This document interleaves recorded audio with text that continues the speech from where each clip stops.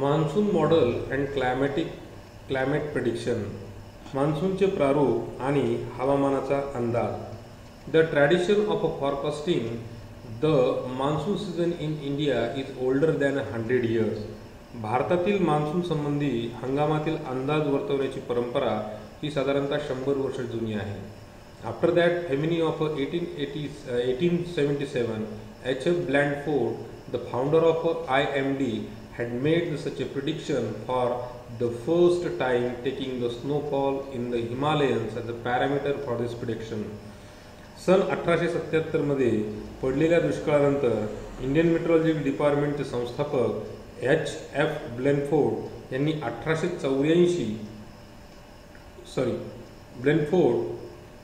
यांनी 1884 मध्ये हिमालयातील बर्फवृष्टी हा घटक गृहीत धरून सर्वप्रथम अंदाज वर्तवला होता. In the decade of 1930, then director of IMD, Shri Gilbert Walker, has underlined the relationship between various worldwide climatic factors and the Indian monsoon, and based on available observation and previous recording related to the relationship, he put forth a hypothesis regarding the nature of a monsoon. साधारणतः 1930च्या दशकात Indian मेटिओरॉलॉजिकल डिपार्टमेंटचे तत्कालीन संचालक sir Gilbert walker यांनी जगभरातील विविध हवामानशास्त्रीय घटक व येथील मान्सून संबंध अधोरेखित करून त्यांच्या उपलब्ध निरीक्षणाच्या आधारे व पूर्वीच्या नोंदीच्या आधारे हायपोथेसिस म्हणजे गृहीतक असा नोंदीच्या आधारे मान्सून कसा असेल याचे त्यांनी गृहीतक मांडले. With the initiative of Dr. Vasantrao Govarikar, in the decades of 90, the monsoon model based upon 16 worldwide climatic parameters well developed. 1990 च्या दशकात डॉक्टर वसंतराव गोवारीकर यांच्या पुढाकाराने जगभरातील हवामानाशी संबंधित 16 घटकावर आधारित मान्सूनचे प्रारूप बनवण्यात आले. This model was used in the form 1990 to 2002. साधारणतः 1990 ते 2000 पर्यंत हे प्रारूप वापरले जात होते. ते प्रारूपचे बघा, पहिलं आहे मॅथमॅटिकल मॉडेल. याचे 3 प्रकार आहेत. पहिला आहे मॅथमॅटिकल मॉडेल, ज्याला आपण डायनॅमिक असं म्हणतो, म्हणजे संख्यात्मक प्रारूप, जेव्हा आपण त्याला गणितीय मॉडेल सुद्धा असं म्हणतो. Forecast are made with the help of mathematical methods which take in the account estimate of a current weather related event and going physical interaction between them.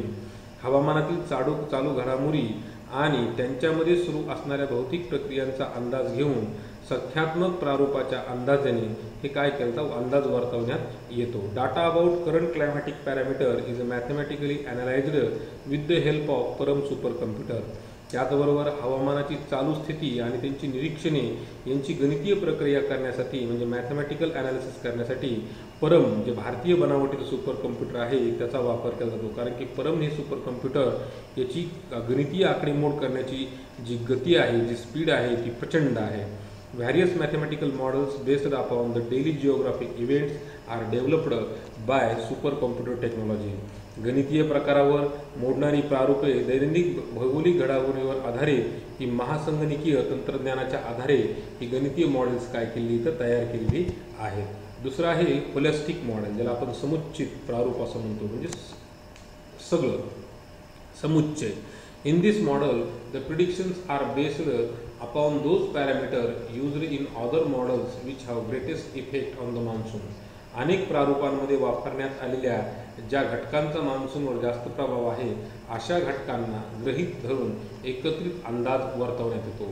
Nowadays prediction declare by IMD are the collective outcome of this model and this is called as a holistic model.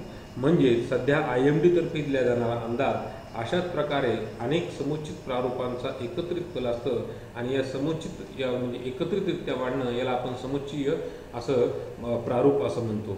त्याचबरोबर पुढचं आहे statistical model, ज्याला आपण सांख्यिकीय प्रारूप सुद्धा असं म्हणतो.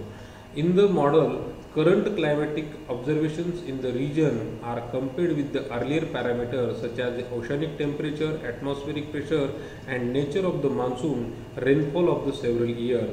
गतकाळात विविध प्रदेशात समुद्राचे तापमान, वातावरणाचा दाब, त्या वर्षीचा नेमका मान्सून कसा होता याचा एकत्र अभ्यास करून त्या तुलनेत सध्या प्रदेशातील हवामानाच्या नोंदी कशा आहेत हे तिथं वर्तवलं जातं. दिस data comparatively analyzed by the statistical model and predictions are made out the monsoon in the present condition. मग या सगळ्या गोष्टीचा अंदाज घेऊन व त्याचं सांख्यिकीय रूप मारून तिथं अंदाज लावला जातो. Nowadays, use of radar and satellite. आता आजकालच्या कालखंडात या रडारचा आणि विविध यंत्रणेचा उपग्रहांचा वापर केला जातो. Presently new models are being developed by IITM. Work in progress at 2 levels, namely designing new models and developing the new technology. IITM तर्फे सध्या नवीन मॉडेलची निर्मिती होत आहे, ज्याच्या माध्यमातून हवामानाचा अंदाज वर्तवण्याचं पुढे काम होणार आहे. हे प्रोग्रेस 2 स्तरावर चाललेलं आहे.